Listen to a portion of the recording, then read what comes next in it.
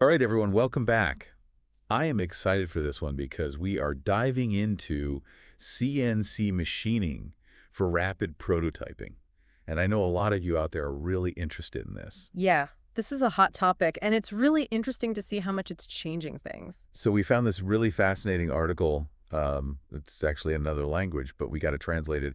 And the insights are really amazing. Oh, yeah, definitely universal insights for sure. So we are going to uncover 8 compelling reasons why CNC machining is really the way to bring your ideas to life, like quickly and efficiently. Quickly and efficiently. Yeah, that's the name of the game. And spoiler alert, it's going to actually be more cost effective than traditional methods. Yeah, especially for smaller production runs. Exactly. So let's just jump right in. The first thing we got to talk about is speed. Okay. CNC machines are seriously fast. Oh, yeah. We're talking about producing parts in a matter of hours. Hours, not days or weeks like we used to see. Right, exactly. And so for industries where time is literally money, Oh, absolutely. this is huge. It's a game changer. Yeah. Like, imagine you're developing a new drone propeller, and you need to test out different designs quickly. With CNC, you could tweak a digital design and have a physical prototype, like in your hand, ready for testing. By the end of the day. By the end of the day, it's incredible. That's remarkable. And it's not just about like simple parts.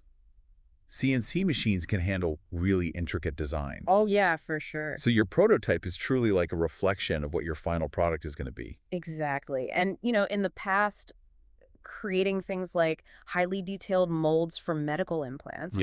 That used to be a really time-consuming process. Yeah. But now with CNC, those intricate designs can be produced so quickly and accurately. It's really amazing. And speaking of accuracy, that's our next big advantage. Yeah, Prototypes need to be precise, and CNC machines, they just deliver. they do. They have tolerances as tight as 0.001 inch. Wow. That's about a quarter the thickness of a human hair. That's tiny. I know, it's amazing. And that kind of precision means fewer revisions, a smoother design process and a faster path to a market-ready product. Yeah, you're eliminating so many potential problems down the line when you have that level of accuracy right from the start. Absolutely. It's like having a safety net for your entire design process. Exactly. And, this is where things get really interesting because traditional prototyping often involves a lot of expensive tools, right? Yeah, like bowls. Molds, exactly, which Yeah. can be a real barrier to entry, especially for, smaller businesses or individual designers. Especially for smaller projects. Yeah, but with CNC machining, you're essentially bypassing all of that. You're working directly from those digital files. Exactly. And that's a major advantage in terms of cost effectiveness. Huge. Especially for smaller batches or one-off prototypes, you're not investing in tooling that you might only use once. It's a much leaner approach. Much more agile. And speaking of agile, let's be real, design changes happen Oh, they always happen. all the time. And with CNC, making those changes is so easy. It's as simple as like editing a digital file. Yeah, a few clicks and boom, New prototype. you're ready to go. You don't have to go through those lengthy retooling processes. It's amazing. That ease of modification really opens up a lot of possibilities for designers. You can experiment. You can iterate and refine your design much more quickly and efficiently. And let's not forget about all the freedom you have with materials and finishes. Oh, yeah, the variety is incredible. CNC machines work with so many different things. Plastics, metals, composites, you name it. It gives designers a huge palette to work with. And you can find the material that perfectly suits your product's needs. Yeah, and the finishes you can achieve are really impressive. Too smooth, textured, matte. You can even create a wood-like finish on plastic. It's really remarkable. You're not just creating a shape, you're replicating the look, the feel, the functionality of the final product. And you're doing so in a surprisingly budget-friendly way. That's right.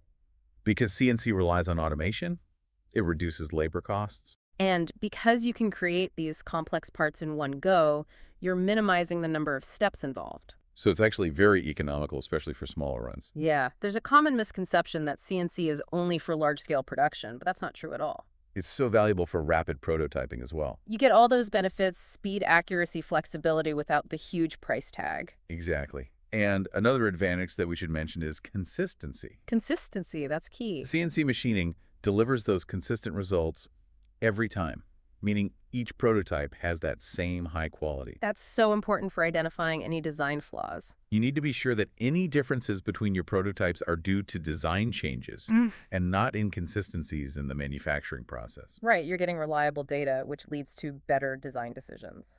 And finally, we have to talk about sustainability. Yes, sustainability is becoming more and more important. CNC machining is incredibly precise, hmm which means there's minimal material waste. It's a win-win. You get efficient prototyping and you're being environmentally conscious. So there you have it, folks. Speed, accuracy, minimal tooling, easy modifications, a wide range of materials, and finishes cost-effectiveness, consistency, and minimal waste. CNC machining really is a game changer. It truly is a powerhouse for bringing your ideas to life. It empowers designers and engineers to push the boundaries of innovation and really accelerate that entire product development cycle. And as technology continues to evolve, I'm really curious to see how CNC machining adapts and starts to integrate with other technologies. Like 3D printing, for example. Exactly. Will they work together, or will one become the dominant force in rapid prototyping? It's an interesting question. It is something to think about as you continue exploring this exciting field. Definitely a lot to ponder.